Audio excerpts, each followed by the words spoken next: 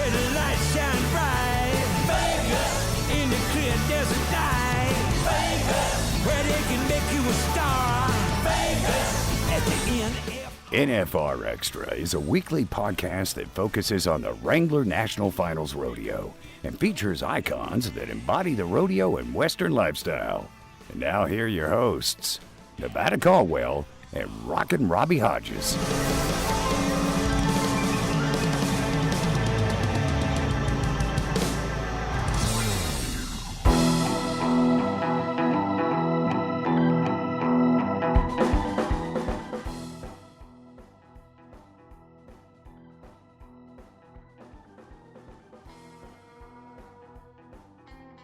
All right, episode 43, Robbie, Brylan. How you two doing?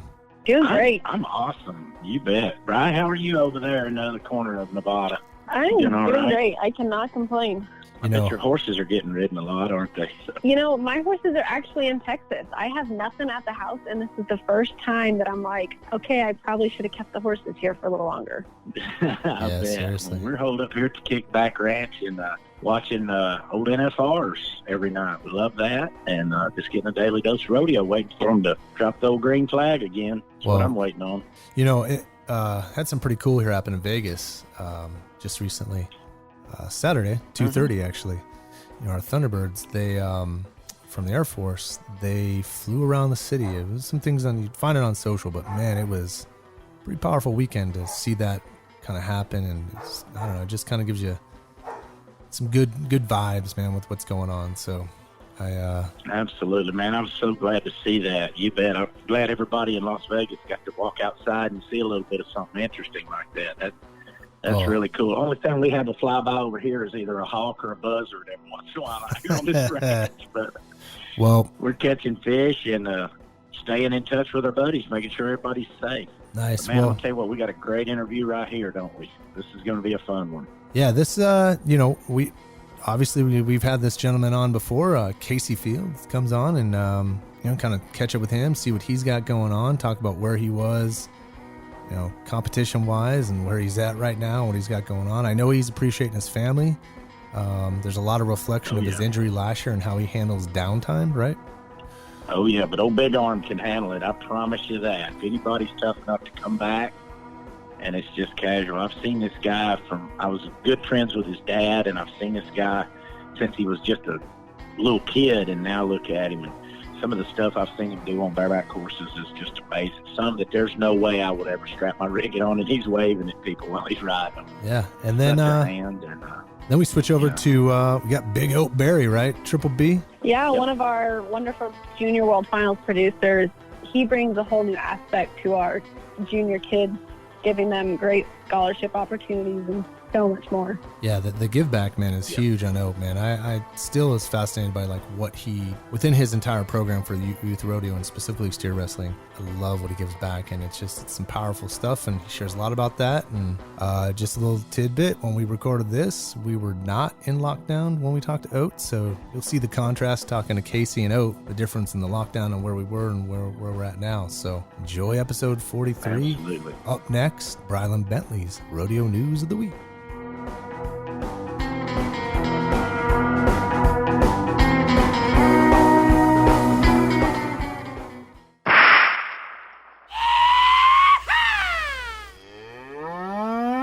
This is Brylan's Bull, the Rodeo News of the Week. PRCA Stat of the Week. 30. The event record number of National Finals Rodeo qualifications, including invitations, for team roper Alan Bach. Bach won world championships in 1979, 1990, 1995, and 2006. He was inducted in Pro Rodeo Hall of Fame in 2019 in Colorado Springs, Colorado. 40 days of Texas Rodeo to air exclusive on the Cowboy Channel, re-airing every day of the biggest 2020 Pro Rodeo Texas Winter Rodeos. This will include Fort Worth Stock Show and Rodeo, San Antonio Stock Show and Rodeo, Houston Livestock Show and Rodeo, and San Angelo Stock Show and Rodeo. Corey Petska and Caleb Driggers join forces as Junior Nagara will have to decide on a new partner. PRCA Sponsor Summit is postponed until further notice. One replacement opportunity would be to conduct a joint NFR planning and sponsor summit in coordination with Pro Rodeo Hall of Fame activities in August. But the PRCA will keep applicable parties informed in a timely manner as things develop.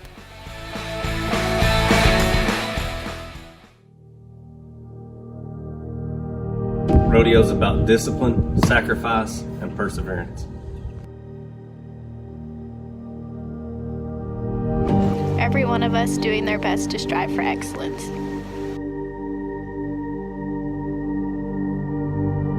Rodeo makes us resilient. It's our engine. And you've played a big part in that. You've empowered us, supported us, and allowed us to dream. In these incredible times, we are also reminded of the power of our communities.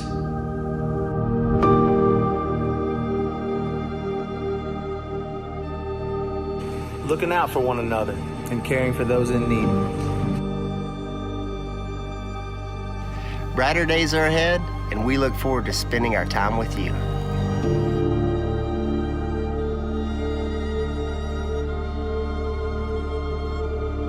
In the meantime, we'll spend our time #AloneTogether.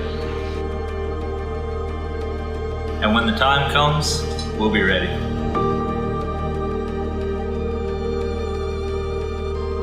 And once again, we'll celebrate all the things that make us a community.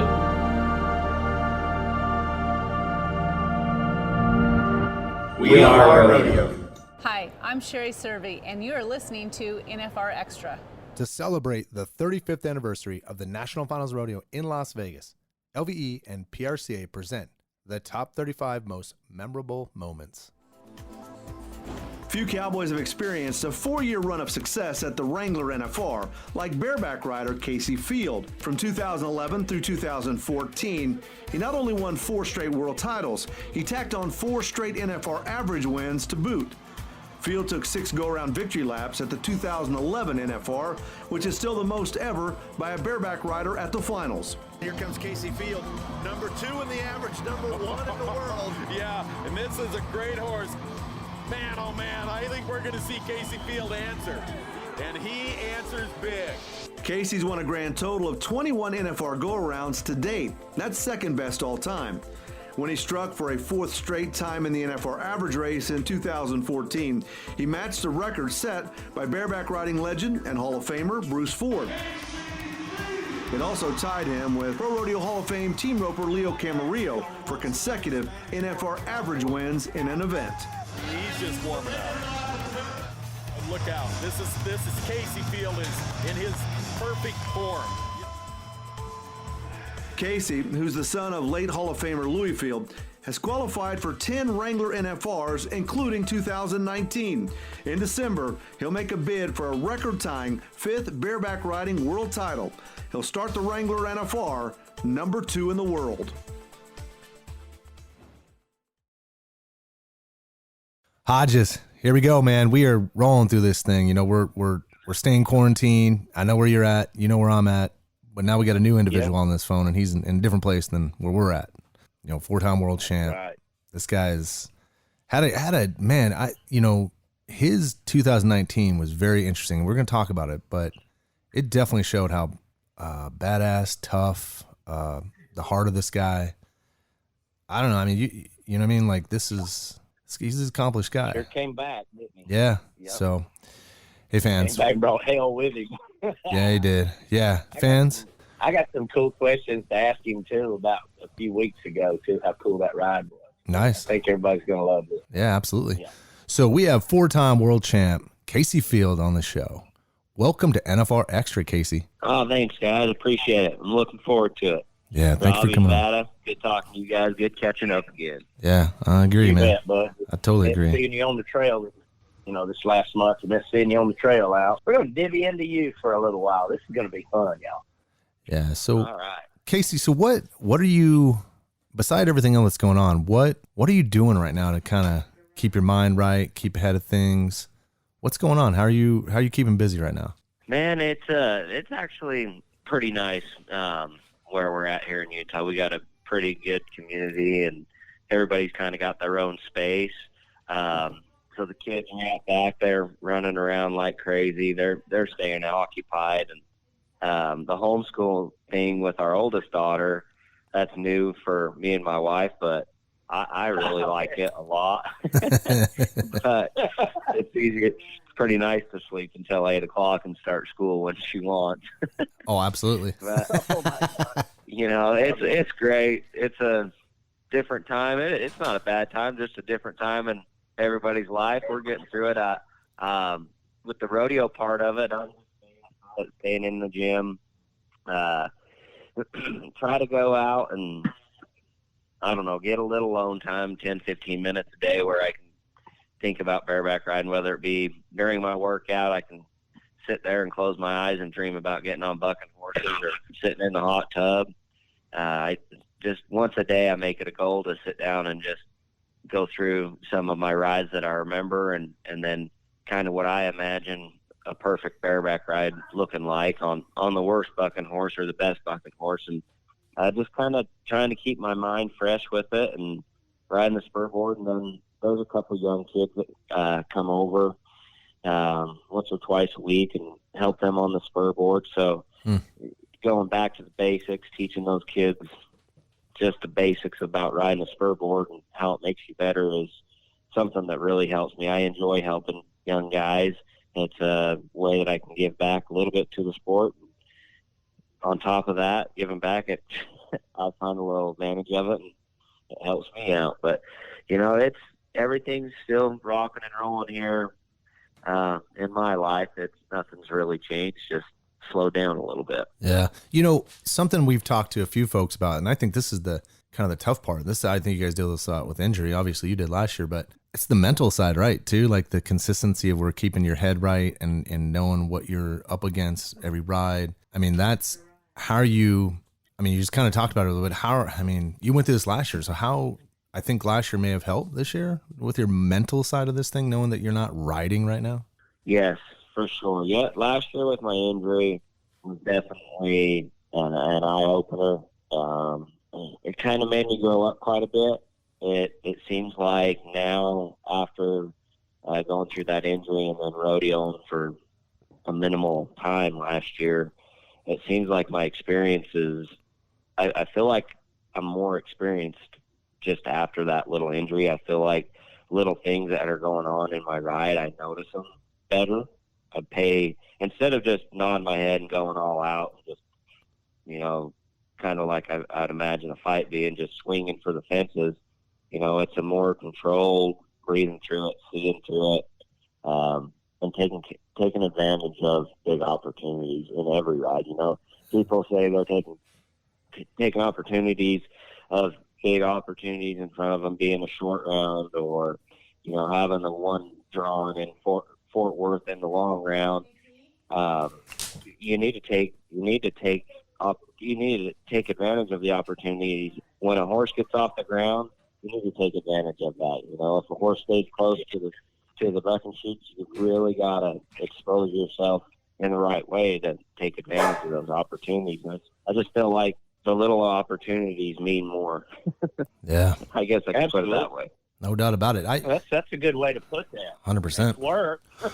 It's been fun. I'll tell you what. Well, hey, I enjoy it. You know, not that the rodeo's ever been down or I haven't enjoyed riding bucking horses, but, you know, 18, 19, I had a blast, and I told everybody I was having a blast. But, like, right now, riding bucking horses and going and getting on, like, I got on a bunch of practice horses before the American, and I don't remember the last time I got on practice horses. Like, that was Did you really? blast. It was so much fun. Yeah. Where'd you go do that at? Where was that at? I went down to Steiner's, down to Rocker and Sid's. Oh, did you? And yeah. So, Kaycee, I know you're up in Utah, and I'm not very familiar with the rodeo land up there. Obviously, in Texas, it seems like every mile someone has a ranch and someone can ride. But some guys that we talked to last week about where they're riding, you know, like for instance, there's some stock contractors that, you know, need to keep things warm, and so they're inviting, you know, one or two cowboys down to kind of come down and get some runs in. Do you have that opportunity besides what you just spoke about, or is there any other opportunities like that up there?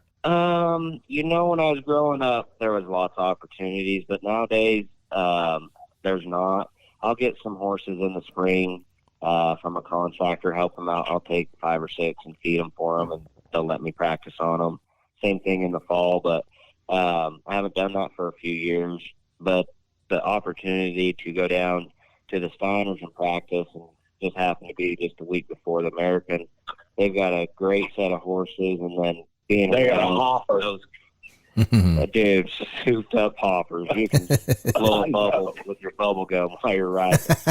You're not even supposed to use your own. You can't even use your own bareback rigging on them. That ain't even fair. I've been watching Rockers videos, and everybody has. And that paint, if you ever need a fat clown that ever needs to get back on one with a torn bicep, I'm your guy to get on that. That is Vanderbilt again. Holy. So that paint horse, Sid, he buys 2 horses from a guy and ends up getting 7 horses on the trailer. And Sid can't say no.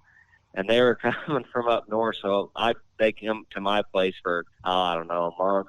Well, actually, we use them horses on the set for Yellowstone, but up in Utah. So we had them here for a little while. And I don't know if we were supposed to buck them or buck them all, but me and Tilden ended up getting some kids and getting them all bucked.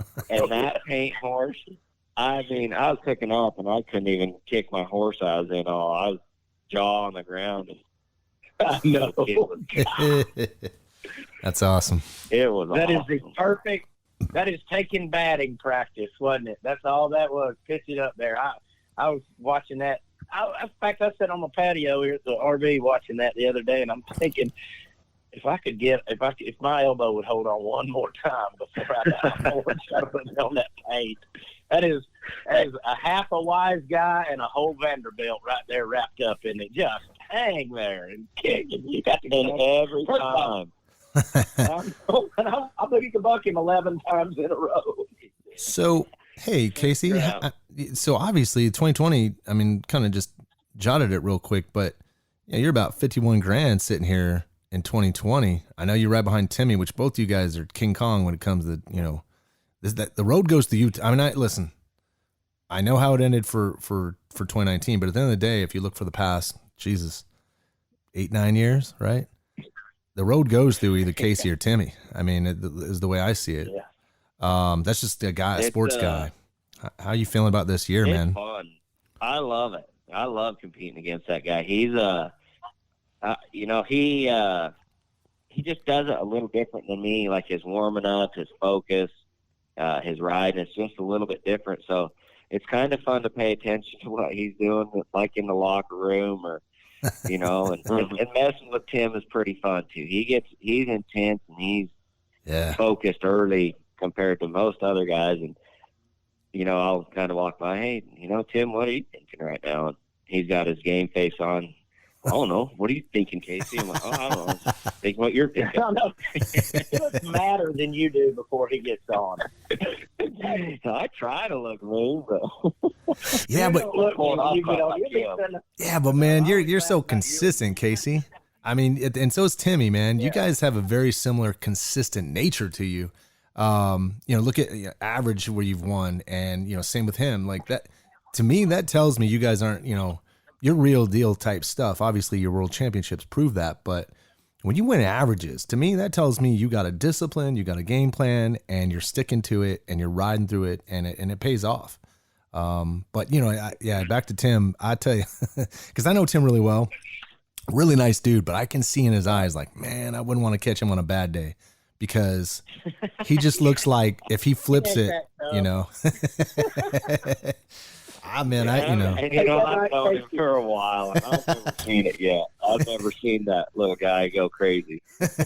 He's holding it back. And I remember when he was 11. Yeah, he was 11 years old working with Dave Moorhead. He used to hide in the trailer, and he would act like he was listening to me play the guitar, but he didn't want to work. And Dave said, "Get out of here now." You know exactly what I'm talking about. And,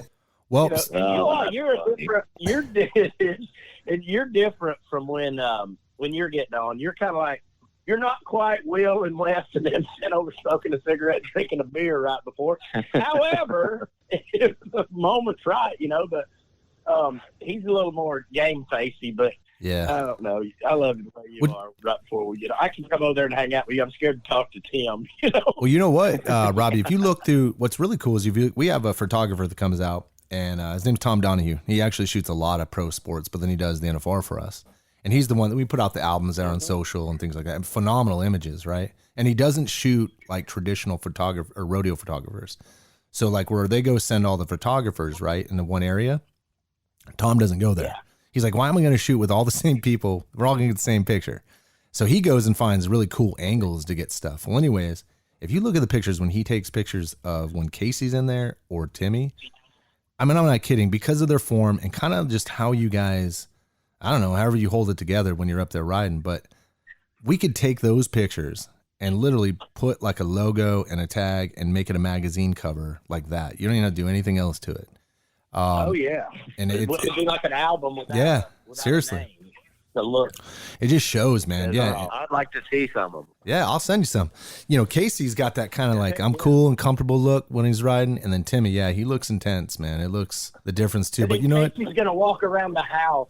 Kaycee's gonna see that mean looking image and walk around the house, and his wife's gonna say, "Stop that." Yeah, that's not good. Well, what I look forward to is getting out the other end of all this crazy stuff and seeing you guys, you know, duke it out all the way to Vegas. You know, that's it just elevates the game. I mean, this past 2019, Kaycee was, oh my God, was amazing. You know, I mean, it was fun. It was a lot of fun.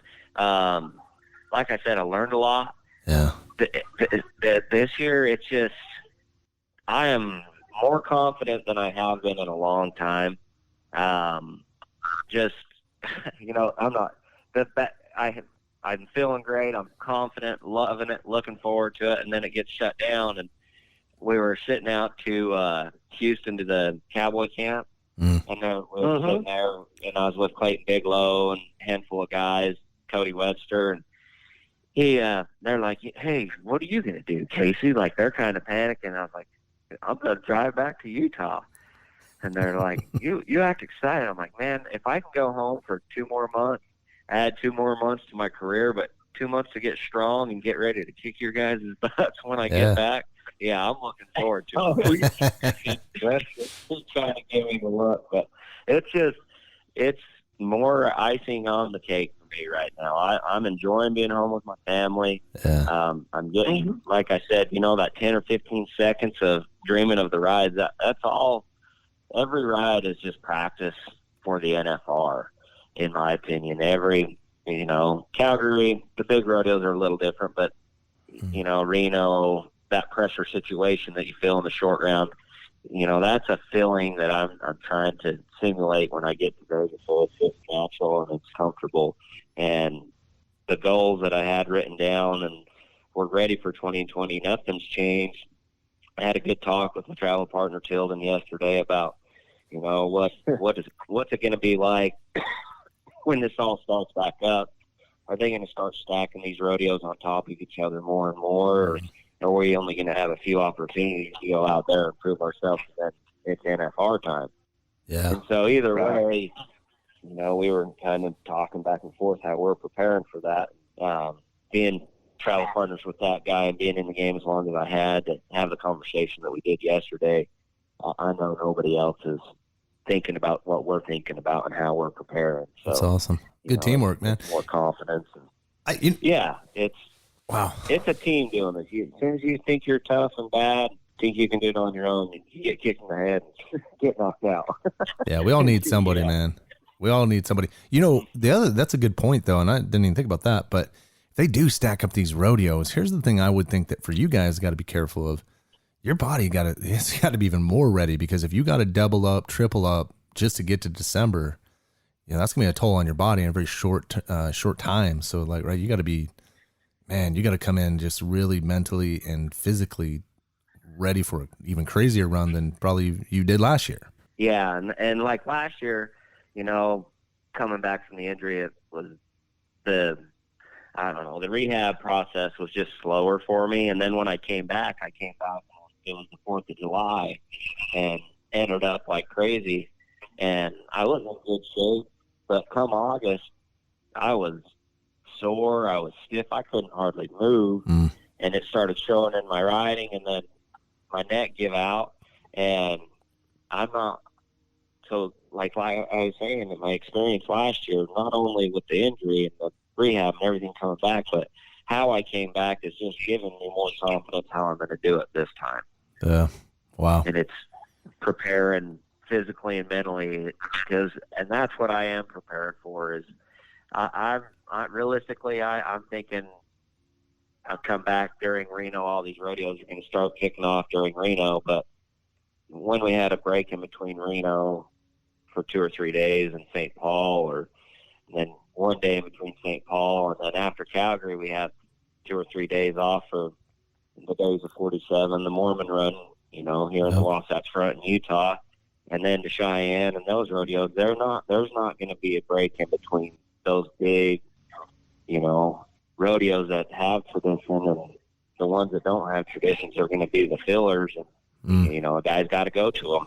Hey, I got a question for you. So obviously, with this conversation, pretty open for our podcast and we do things, but I want to take it back, because I think this is something that is pretty cool that Wrangler put together, or how, there's a lot of details, and we actually, we had Chadwick last year from Wrangler on about this, somewhere over the summer. I think he came on maybe June-ish or something like that. But anyways, the Wrangler Patriot Tour, how did you get in? I mean, first of all, you went to Middle East, and that's everything you see of the Middle East is not good sometimes, right? Like, it just always looks like something crazy going on over there. How did you get involved with, how did all that come together and you go over there? How did that happen? So I had recently signed with, I guess a real contract. I've been with Wrangler for most of my life. My dad was with Wrangler, and I was down in Arcadia, Florida at the rodeo. Me and Ted were hanging out spring breaking, and Chadwick called me, and I was like, man, he knows where I'm at. What does he need right now? And he's like, hey, have an opportunity for you. We're thinking about putting this National Patriot program together, and he explained it to me. And we're going to go over to the Middle East, Afghanistan, go see the troops. You want to go? And I was like, well, hell yeah. Well, no. To Afghanistan, let me think about that. Yeah. Let me think about that, and I'll get back to you. He said, well, all right. And I called my dad, and I had a few drinks, and I had never really talked to my dad if I had a few drinks ever. And I called him, and I was like, Dad, I have the opportunity to go over to the Middle East. And he goes, well, do it. Why are you even asking me? And I was like, I don't know. There's a war going on. Yeah. I don't think they're going to take me anywhere real dangerous, but, it's not, I don't know if it's that safe. And I've got big goals.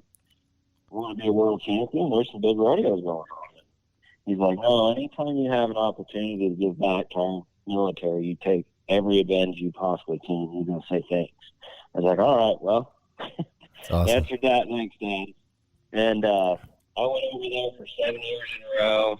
I credit a lot of my success just in life and my career to going over there and seeing war firsthand, seeing 18, 19-year-old Marines losing their best buddy, getting shot right next to him, and carrying the casket off those big planes, the memorials we see.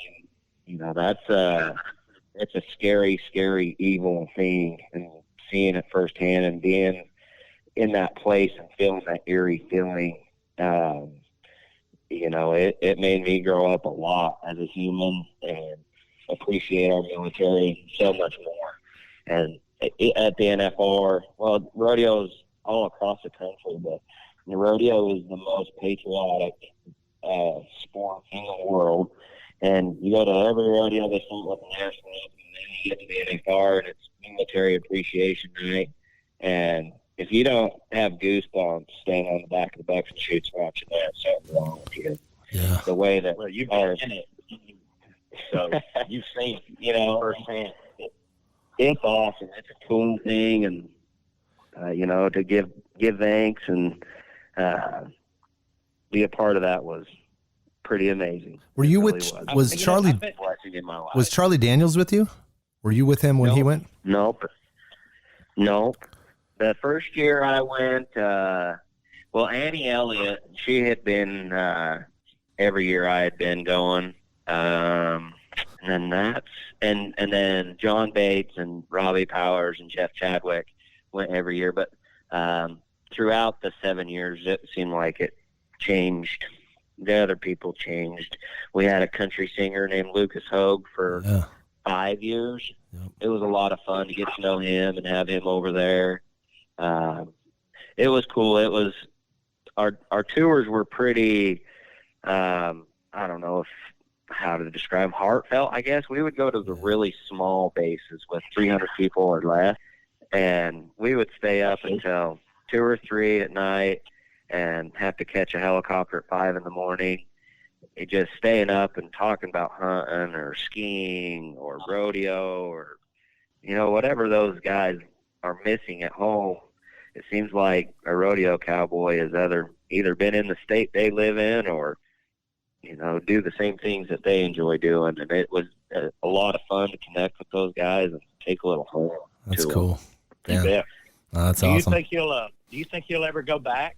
I mean, are you looking to go back maybe another time? Because here's why I'm asking this. I'm also an endorsee now with them, and I'd love to go. And I told Chadwick, but I'd sure love to go when you're over there or something, somebody like that we're buddies and go over there and visit those guys. You'd be surprised from what I hear, the people over there that know Kaycee Feild. Obviously, it's amazing. The rodeo and the Marines are most of them are out of Texas and rode high school rodeo, didn't they? Yeah, a lot of them. It's crazy. Like, when they asked me to go over there, I didn't think, well, my credentials don't really matter now, but, I didn't think anybody would know who Kaycee Feild is. And you go over there and most of them have an uncle or some relation to rodeo or horses or something. And it's crazy that the military is, there's a lot of Western people, and it's funny. It's that they all, especially the Marines, have the same mentality as it's rough stock riders. It's happy-go-lucky, and whatever's in front of them, they're going to make the best of it, And that's how they all were. And so, in the chow hall or wherever we got to hang out, it was a lot of fun to go and connect with those guys. And special forces, them guys are like a little like, intense bareback riders like Timmy. So, yeah, I can see that. I can totally see that. Every day over there is game day, isn't it? So it's funny that you exactly. It's funny you brought your dad up. Everybody loved Lou. I mean, I ain't gonna say anything else, but it was so awesome. One of my favorite stories with him was when we came over to your house that time, me and Tuck and everybody, we were hanging out, and we went over there and saw Lou, and he carried us down there in the basement. I think, isn't it downstairs where he had all his NFR stuff hanging on the wall, all those daggum NFR, and then he opens this case, Nevada, his gun case, which is actually now a gold buckle case. And I've never seen so much freaking gold in my life.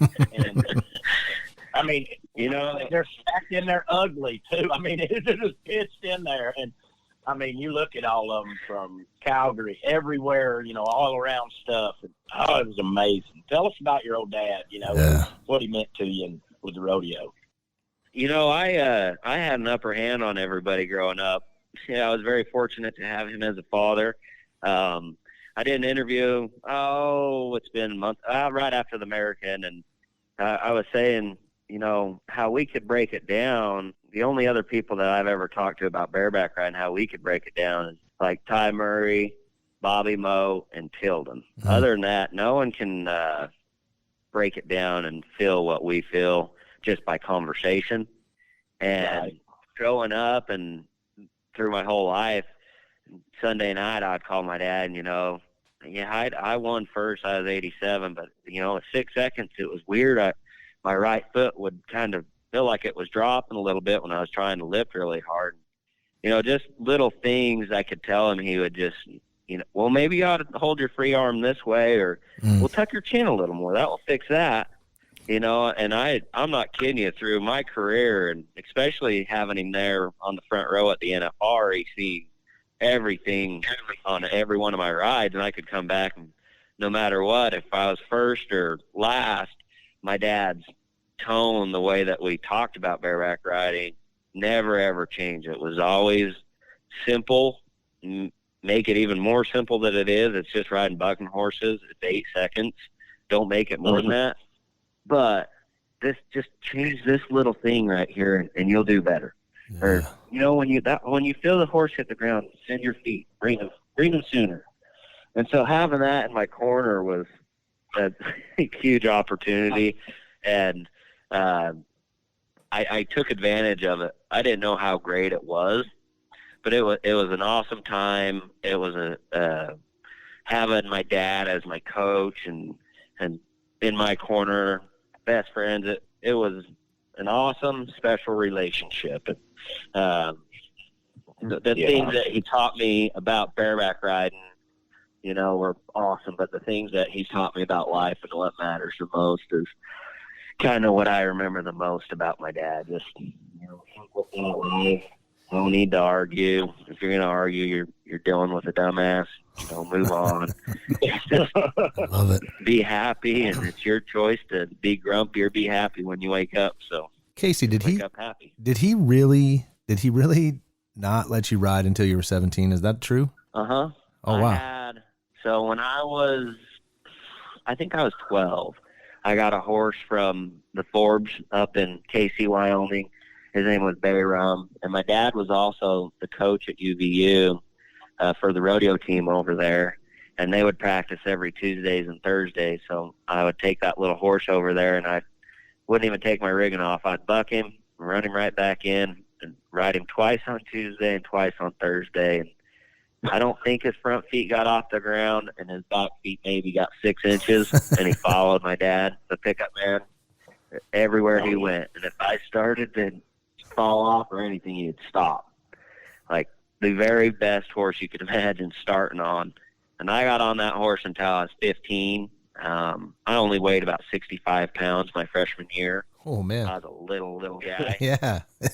and I wasn't very strong. And so my dad just waited until my body was developed, until I was strong. And then we had a few other practice horses for me when I was 15, 16 that were a little bigger, a little stronger.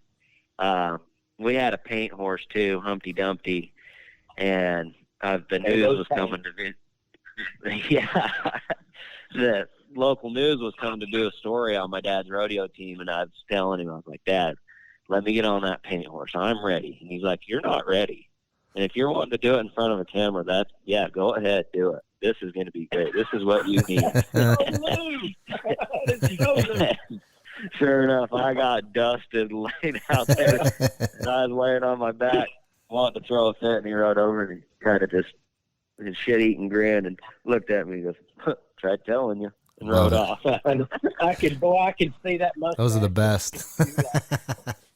Hey, Dad's got to do that, though. Dad. I mean, Dad's, What's that? right? A dad has to do that. I got to ask you this about your dad. He was lucky enough, he went into bareback riding, God knows how many times, and all around and stuff. How proud was he to be selected to pick that up? And that, because that's one of his biggest accomplishments. Besides marrying my mom, that's what he would say. He would tell you, he'd say, everything I've done in life, my biggest accomplishment is my wife and my kids. And then something that is special to me is that I got selected to pick the NFR up by the top 20 cowboys, a few decades after I was done with my career. And just to still have the respect from the guys and still to be able to go and pick up at the top level, it was something special to him. He was proud of that. He would. I'm so glad. My whole life, he never ever said, this one time in Amarillo, I was 97 on this horse, or when I won the world, I did it this way. He never ever talked like that. But I do remember him kind of talking with his tighter buddies, Billy Ward or Bobby Moe or Bobby Marriott or Clint Johnson. He would kind of say, I got selected by the best guys to pick up the NFR guys. Haven't done that. Yeah, that's exactly. Well, that's funny. That's not what you've accomplished, but that's what your friends think of you and the people that, and that responsibility. Yeah, and that's important. Well, I appreciate it. I'm just so proud of him with that. I got to say, that day, Nevada, and you'll appreciate this because I can't leave this out. we go to Kaycee's one day. It was the same day when I was talking about the buckle cases. You know where I'm going with this, Kaycee, in your old house. So we unload my trailer, and the first thing that rolls out is the clown barrel. You remember that? I do. I remember. So Tuck looks at us. We were talking about this at the NFR this year, and Tuck says, I'm going to get in this clown barrel. And Tuck didn't drink a lot. We might or might have not had a couple beers, but he wouldn't drink a lot. But when we talked Tuck, or he wouldn't have to talk to him much, about getting in the clown barrel and rolling down that damn hill all the way to your arena. You remember that? Oh yeah, steep. Yeah, I bet you it was 50 yards and steep. He got to roll. He was hopping up off the ground. I thought it was going to kill him. It's like a kid. That whole day, that was before we went to your dad's. We didn't tell him everything we did before we went over there that day. We kind of had a jackass day, remember? Should have been filming. I remember children. If we bucked horses out there out to that house, I was kind of a little bit anal about having people sign the waiver. And Tuck or Chandler, I don't know who it was, they hit the bottom of that hill and went down across that flat, that barrel, and Bill looks at me and goes, did you have them sign the waiver? Exactly. A little late. That's awesome. And then the cow gets out. Remember, we come up the driveway from playing golf, and Chandler gets out of the truck. He had a couple beers and rides the cow all the way back up the driveway. Those are fun times. Yeah, they are. Oh, my gosh. That's probably, if I ever get a chance in my book, that's going to be in it that entire day. Was incredible. It's good stuff. I ain't had very many days with you that shouldn't be in my book, though. You're the happiest guy, most fun guy when I see you out on the road. And I love walking out on that patio. Hey, Kay! And it's you never. Well, I love seeing you too, Robbie. You got gratitude. It radiates, man. Yeah, both of you guys got appreciate yours too, a very contagious, happiness to you guys, man. No matter what's going on, that's for sure. Why the hell not? We're the luckiest guys in the world, and especially Kaycee. I mean, hell, I'm friends with a 4-time world champion. Yep. Why would not be? Well, and you guys are blessed too, right? Like you get to enjoy this life, and you're family guys, and so I mean, it's those are things that a lot of people can't just wake up and do. You gotta earn that, and you guys definitely have done that, no doubt. Well, man, I'm the luckiest guy in the world. I love to be able to do what I've done in the sport and outside of the sport, what the sport has brought in my life, and the life that I've been able to provide my family with it honestly couldn't get any better, and I thank God every day. Man, you should, and I'm gonna tell you what, he's blessed you, and he blessed you with a great family. How's your mom doing? Everybody's good. Everybody's safe, and she's happy. And Mom, she just got back from Maui, and she left, I don't know, a week, 10 days ago. And everybody's, I can't believe you're going over there at a time like this. And she's like, I'm going at the perfect time. I'm going to get there, and they're going to shut the entrance. So I'll be stuck over there for the next 2 months. Yeah, stuck in Maui. That'd be terrible. Yeah, poor damn Mama V. Yeah, I'm thinking being stuck in, Fort Stockton, Texas, or Maui. Yeah, way different. And it's you got snow, right? You got a lot of snow up there right now, Kaycee, or no? Yeah, we did have a pretty dang good winter. January, early February, and then February, March, it started to warm up. But the past few days, we've been getting some snow up in the mountains, and woke up this morning and the ground's covered in white. Wow. And looks like the old snow machine might be coming out of retirement and back out for a nice cleansing everything. Yeah, that's too good, man. Do you still have your little the little pit bikes we bought? Do you remember that injury? Oh yeah. I'm watching Hawks, my little boy. He's riding his dirt bike around right now. That's the snow. Yeah, that's never ending around here. Well, we got him Nevada, Rodeo, and Nevada, too. Yeah, so he's done wore the skis off the face. I bet. Ruined his snowmobile. Shavon, have you seen those little pit bikes? Have you ever seen them? The little bitty ones are like a 2-stroke pit bike. Yep. They call them in there. I know exactly what you're talking about. Okay. Oh, well, man. we decided we all stay in we laid over there, like you say, in the Mormon run. And Troy Lurwell's a great dirt bike rider, obviously. He does that great act.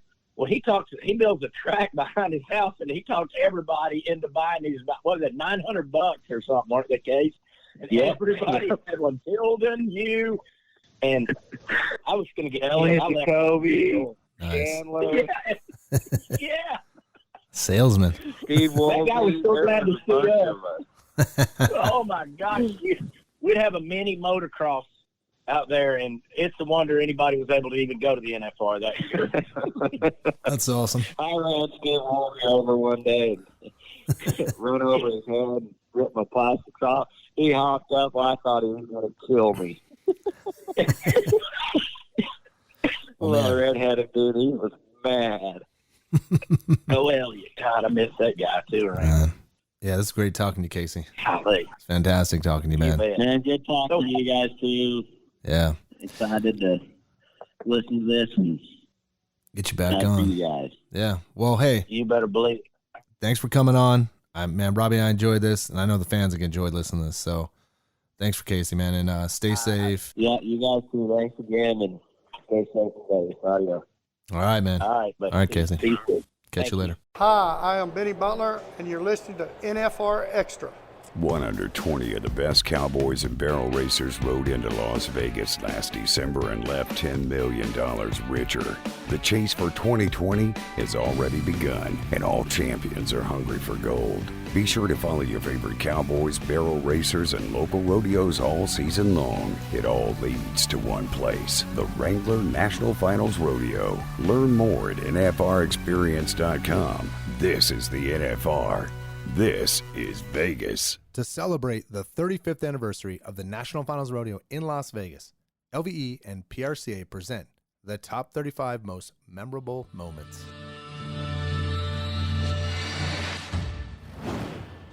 Ode Berry was born in the South Dakota Badlands, and he brought that brand of Wild West gunslinging toughness with him to the Thomas & Mack Center 14 times in his career. In fact, Berry was a member of the inaugural rodeo class that arrived in Las Vegas wide-eyed as the NFR started a new chapter in its new home. It didn't take long for Berry to feel the Las Vegas hospitality. 1985 was his very first NFR, and Berry left that December with an NFR average title and his first world championship. 4 and 6, he takes the lead of the round. He maintains his lead in the average. In a Hall of Fame career, Ode Berry would win every major rodeo and notch 20 NFR go-around wins. 7 of those 20 go-around wins came in round number 10, and twice those round 10 wins turned into gold. Perhaps his most dramatic finish happened in 1990, when Berry's round 10 win pushed the 1980 National High School champion past the Cajun Mike Smith by just $148 to win the world title. He needed some round 10 magic in 1995, and he got it. He's number 2 in the world. Ode Berry's won $23,000. Ode Berry needs to bulldog today. Like Ode Berry. Oh. Yes, yes, yes, yes, yes, yes. How many times? 3.8. It's a clean run. Ode Berry is one of only 3 cowboys to win 4 steer wrestling world titles, and few cowboys can match his flair for the dramatics in the friendly confines of the Thomas & Mack Center. How many times have we seen the man come in when the pressure's been put on, take it to the 10th and do it?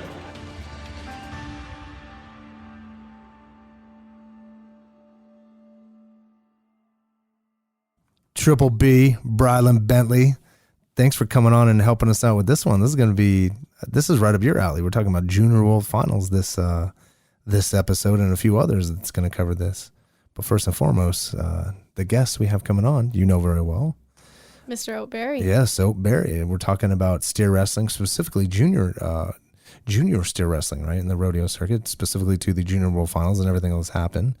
Ode Berry being a world champion and really champion this whole steer wrestling. This junior youth is blowing up underneath him and for us and for PRCA and beautiful things. But, well, before we talk too much, let's just talk to Ode. Welcome to the NFR Extra podcast, Ode.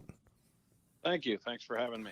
Yeah, well, thanks for coming on. I mean, I know you joined us back during the 2019 Wrangler National Finals Rodeo, which was great. And now here we get to talk about, well, what you got to do then and kind of some other things that have happened past couple of months. How was your 2019, how was your event at the 2019 Junior World Finals? How did everything go for you? It went great. We had a record payoff.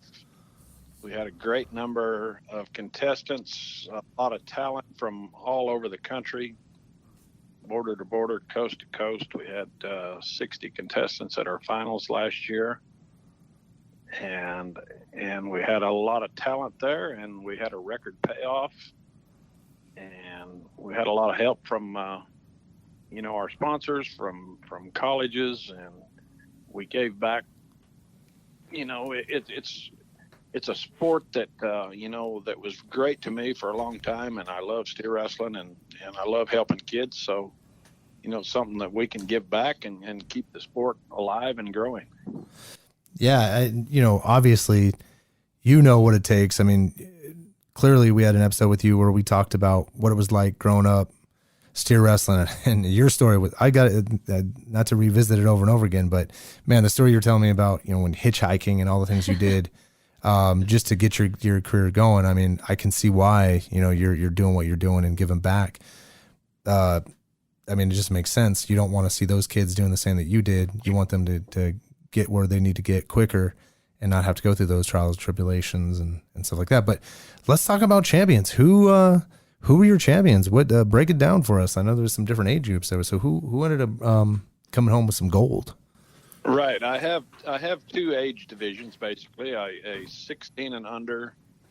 It's all 18 and under as of January 1st. But I also have an incentive for the kids that are 16 and under, just to give, some of the 14, 15, 16-year-olds, a little extra incentive to come and compete against the 17 and 18-year-olds. It is a little tougher. And I had a boy from Louisiana, Grant Swallow, who both of his older brothers have came through my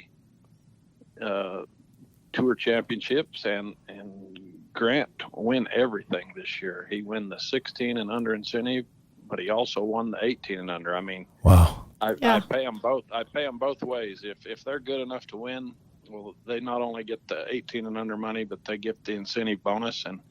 And he left Las Vegas this year with over $18,000 in cash, and wow. And we gave away over $50,000, $60,000 worth of scholarships. So, it's a way to give back to the kids, but also, to help them maybe get an education and go out there and further their education. And we're sure proud of our scholarships that we offer, and working with, the various colleges and rodeo coaches across the country, and they help support my deal, and I help try to get them some good steer wrestlers for their rodeo programs. That's awesome. So, man, I mean, that's fantastic. So, along that way, I mean, you talked about $18,000. The funny thing is, a lot of these kids that age don't even make that in a year. They're not even 18 years old. Yeah, that's true. I mean, even if you're bussing tables, whatever it is you may be doing just to hustle to get some dollars in your pocket as a teenager, you sure as heck ain't going to things and making that in a week. And we're proud of the fact, the first year that we had steer wrestling at the World Finals, the first year that we done this in 2017, Bridger Anderson was our champion. He won a little over $13,000 on our first year out there. Wow. And Bridgers went on to bigger and better things. He was the college national champion last year, and he's going to the professional ranks. We feel like our event is kind of a stepping stone to bigger and better, whether it's colleges, professionals, or. So I got a question. So when this is kind of attaching youth to youth, and I've seen this in my world with youth sports with my kids, but when there's a talent within the pool of kids, is there a way that you find a connection? I know you're going to say you're going to find a connection with all the kids that try out for this, but is there some kids that stick out and you're like, I'm going to hover around them to kind of help them? Because what's good for the rodeo is just good youth coming in and keep supplying, kind of what you did, Oat. And do you ever do that? Like, oh yeah, we're going to see that kid at the Thomas Mack Center in a few years. I mean, Yes. do you see that? Yeah, I think you relate to a lot of these kids, and I guess a cool story on Grant Swallow, who was our champion last year, is I helped that. I helped with a school here a few years back, and gosh, I'm trying to think what year. I'm not even sure, but it was the first steers that he ever jumped, and I was helping at the school, just helping out and hazing, and I got to haze for that kid, for Grant, for the first few steers that he caught. He was kind of having some trouble, and it's always tough when you first start, to make the transfer from the horse to the steer, and he had a wreck or two, and I think was getting discouraged, and so I went over and told him, I said, let me haze for you a couple of times, and so I helped him, catch his first steers, which is really cool to me, to see, I've helped his older brothers, and talked to them. And, I try to help all the kids, of course. And some reach out to me, some of them, past competitors at our finals, still may call me or send me videos to look at, or, break something down, try to help them. And you kind of develop a bond with all them kids. I like them all and try to help them all. And it's really neat to see, like I said, that the kids that start when they're 14 or 15, and then, like Grant's, been coming to my events for the last 3 years, and then having the success he's had and still has another year or two in it, and it's just, like I said, it's a stepping stone to the NFR. You're going from, when you're running at that kind of money and that kind of, a venue and in Las Vegas and during the finals. And I try to have, there's a lot of Tyler Waggett's back, Tyler Pearson, Ty Erickson, several of the NFR steer wrestlers, come and watch during the daytime. And then I think it's pretty cool for those kids to have, those guys in the arena watching them, cheering them on, helping them, if they need help, or talking to them. And it's really unique to rodeo, versus other sports in that area. Sports needs to do more of what we're doing right here with rodeo. And, you just said Tyler Waggetts, but Ty Erickson, these guys all hang out together, but they're champions. And sure, this may happen in other venues. Man, I would love to see this happen in the other ball sports, right? The footballs, the basketballs, soccer, just where you're hanging out with, Michael Jordan's helped me shoot a little bit. It's a different environment, but it's huge. I think that's huge when you get to be around the champions, because that's what you're shooting for, and to have access to them those 10 days at Cowie Christmas is fantastic.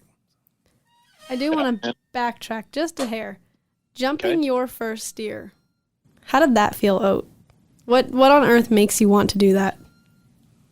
I was the youngest of 6 kids, I guess, and I had 2 older brothers that both steer wrestled, plus 3 older sisters, and we all rodeoed. We grew up in a rodeo family and ranch raised family, and my dad was a former steer wrestler and saddle bronc rider, so he kind of taught all of us boys, and I got to learn from watching my older brothers as well, and my dad used to teach a lot of different ones, steer wrestling, and being around it quite a bit, seeing him coach other kids, I think I had a feel for it, before I ever done that, but I always knew that the first steer I run, I was going to try to jump and catch no matter, because if you can do it once and get it, it may not be perfect, but do it the first time. And I think I was 8th grade when I run my first steer, and riding my dad's team of horses, him hazing for me, and over at a neighbor's arena, and I caught the first steer. I think I even threw him down. I think it might have drug around. It took a while, but I just learned from him, and it's come so far, the teaching methods these days, and absolutely, whether it's the riding events or roping, or the teaching methods have changed so much in the last 30, 40 years. And there's so many more schools and YouTube videos and things like that you can watch. And it just makes it easier. The more knowledge you have and the more information you can get and the more people helping you, the easier it is anymore. Yeah.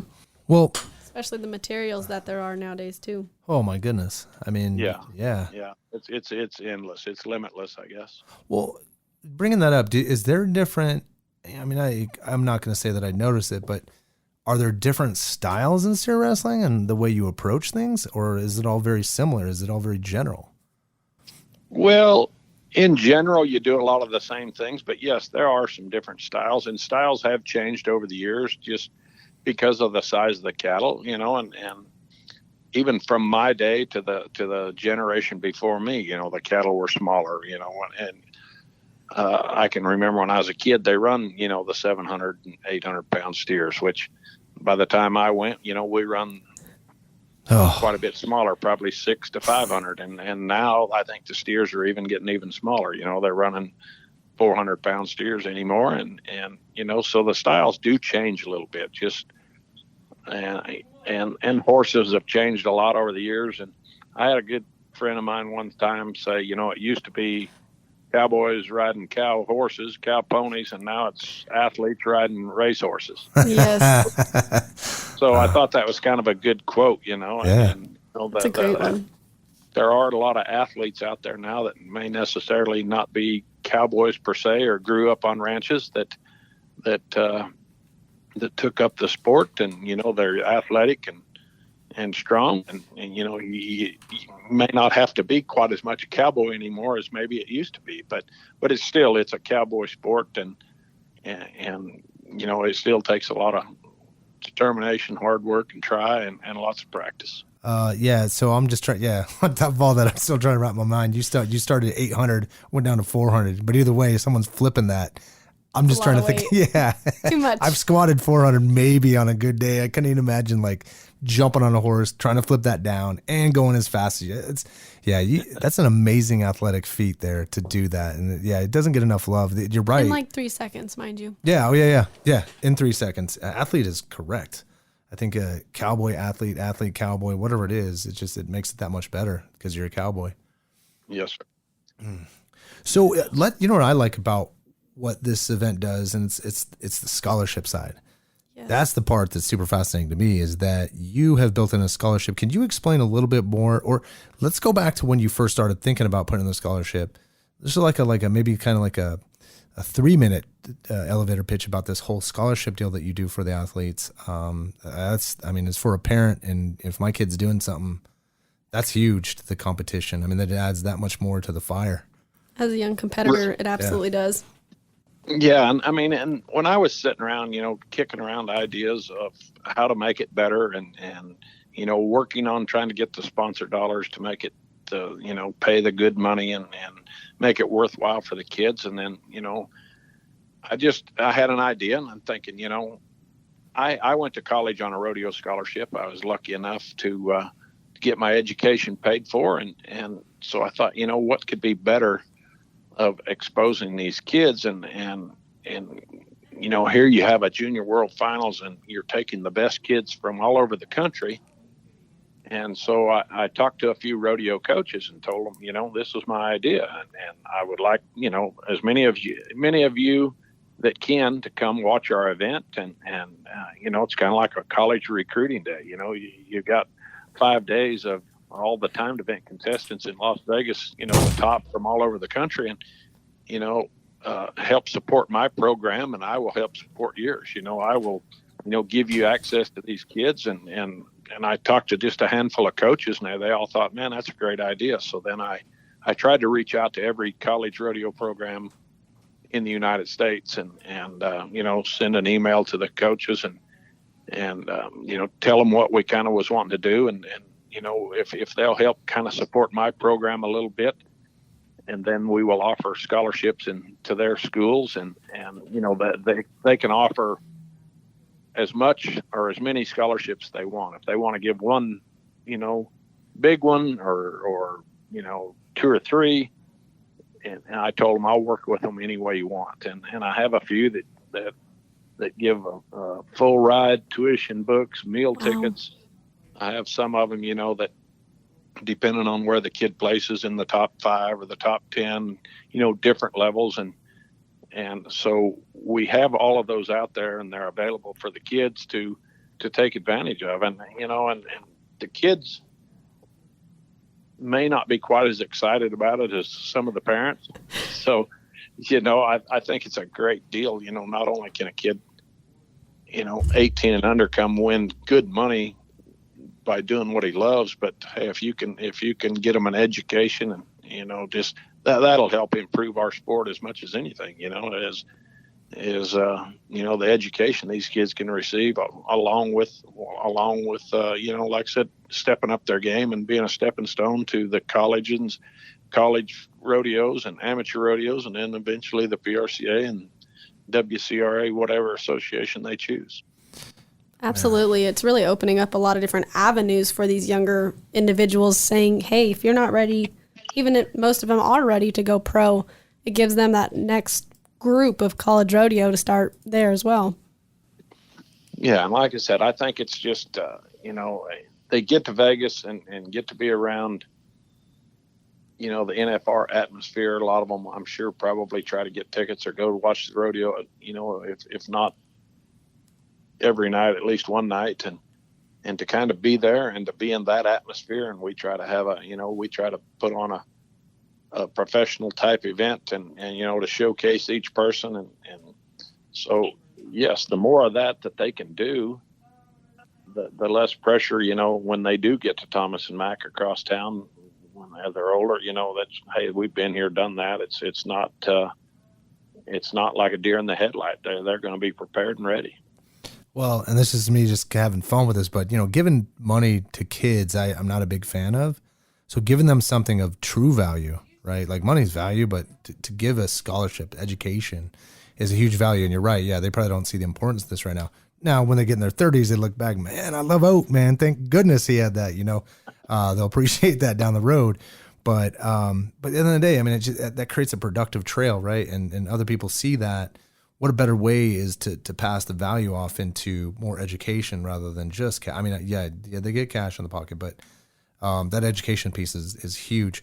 Now, the other part though is that, you serve as a great mentor. I mean, we found that out, through every interview that we have. But now utilizing this is kind of the relationship. This is more of what I've seen in relationships with steer wrestling. For instance, Ty Erickson, Wega Spack, Kyle Irwin, and Pearson, right? Do you see that at this level right now? When did these relationships start? At the teenage years? When do they start sharing horses? When does that kind of start to kind of happen for steer wrestling?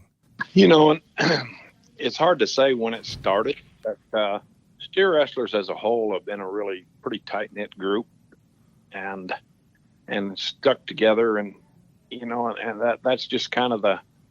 When I was a kid kind of starting out, the Duval family, took me in, let me travel with them. I came to Chakotah, Oklahoma from Nebraska, and same thing. I was about the age of some of these older kids that have done my event, and they're just trying to start out. And I know like Luke Branquino's helped a couple of the younger guys out and let them come out and stay. And there's been some, the younger guys, Tyler Wagensback, Rowdy Parrott, and them came and stayed with me for a couple of years, and I hauled them around. And it's just, it's stuff that, people have helped me do. And it's like, you just pass it on. It's the camaraderie. If you can help somebody else out and let them ride your horse, do them a favor, haze for them, help them. And then hopefully they remember that. And that's, same thing. They pass it down as they get older. They're gonna help other kids. Other people's gonna ride their horses. They're gonna ride it. You never know when something happens and horses get hurt, get crippled, go down, and they don't last forever. Scooter's been amazing, the past few years, and but his time is limited. I mean, just like the Cowboys are, and so someday, hopefully they'll pass the torch to the next person. The next guy's going to help them, or if you help somebody out and let them ride your horse, then turnabout's fair play. And the steer wrestlers have always been, pretty good about that, about, sharing rides, sharing horses, giving information and tips. And I guess that's what, to me, makes rodeo so great. And what a great sport is. I'm going to tell my competitor everything I know about a steer and how he runs and how to get by him and help him and let him ride my horse and haze for him. But yet I'm going to back in there and try to beat him. And you're not keeping nothing. You're not hiding nothing. And you help each other out. And I think that's been since the beginning of time with rodeo cowboys helping each other. Well, that's why every time if you look at pictures or videos of the competition, right, for rodeo, steer wrestlers are always smiling. They always look like you're having a really good time. Ropers look super serious. They're not, very serious. They got their poker hand and they're not showing it.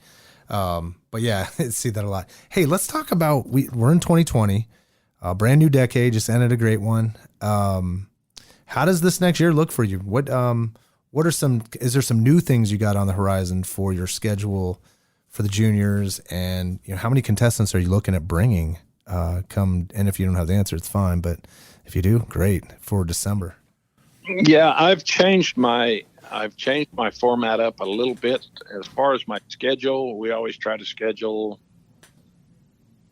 from 15 to 20 events, and a lot of them are the same every year. We might add a new one or two a year, drop an old one or so that, wasn't maybe as quite as successful as we needed.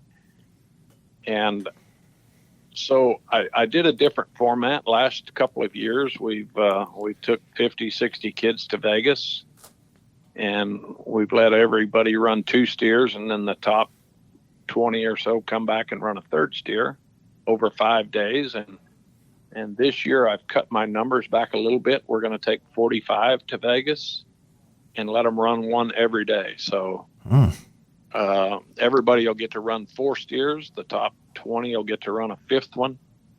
So, you don't have to sit around for a day or 2 or 3 if you're not competing. And I know how expensive it is to travel and everything. And it's going to be a little more contestant, cowboy friendly, if you will, for the ones that do make it. And they'll be running at money every day instead of just twice. So we thought that would be an advantage to the contestants. And like I said, we try to be cowboy friendly. We try to do what we would want, I guess, as competitors. And that's kind of how I still think and how I do things. So, and as far as, we're trying to we've made it bigger and better every year. Like I mentioned before, the first year our champion went around 13,000. The second year I had 4 different contestants win over 10,000.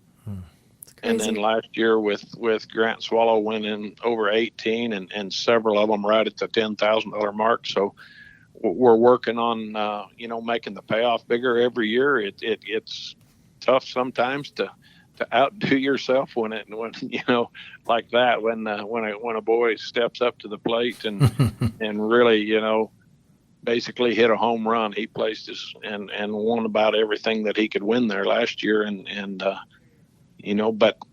But hopefully that'll get people talking and get the interest up and where more competitors want to come. And this tour we have all over the country, and the information on our tour can be found on my Facebook page. We try to keep it updated and keep things out there. We try to have qualifiers all over I don't try to cater to any certain area. We try to get as many kids involved from every part of the country, and we still are open to suggestion, for somebody wanting maybe to have a qualifier in a different part of the country that we're not already in. And so yeah, we changed our format a little bit. We have a few tour dates we've added, a couple we've taken off, but everything can be found on Oatberry Facebook page. Yeah, and hey, I'm just going to help that out. That's if you're really looking, it's Oatberry 17. Get all that information. I'm looking at it here by myself. Yeah, you're pretty up to date. just recently. It's awesome. So, well, thank you for that. I know you got a long season. I'm pretty sure you got some stuff going on right now. This was great, Oat. You know, hey, we're talking Junior World Finals, and we're going to keep promoting this thing and keep growing it. And you're a big part. I mean, you're a huge part of this, and big dude on top of that. So it all makes sense. But seriously, thank you for coming on the show. No problem. Thank you for having me, and hopefully, like I said, it'll continue to grow. All right, Oat. Thanks. Thank you. Yes, sir. Yeah, bye. Hi there. I'm Frank Thompson from Cheyenne Frontier Days, and you are listening to NFR Extra.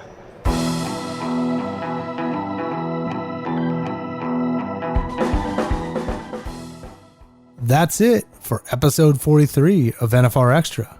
I want to thank Kaycee Feild and Big Oat Barry for joining us. And make sure to check out NFR Extra episode 44 when we have on PRCA bullfighter Robert Blue Jeans and Alyssa Leal from Leal's Junior Bull Riding Championship. For more information regarding the Wrangler National Finals Rodeo, visit NFRexperience.com and follow Las Vegas NFR on Facebook, Twitter, Instagram, or YouTube. NFR Extra. All dirt, all rodeo, all year.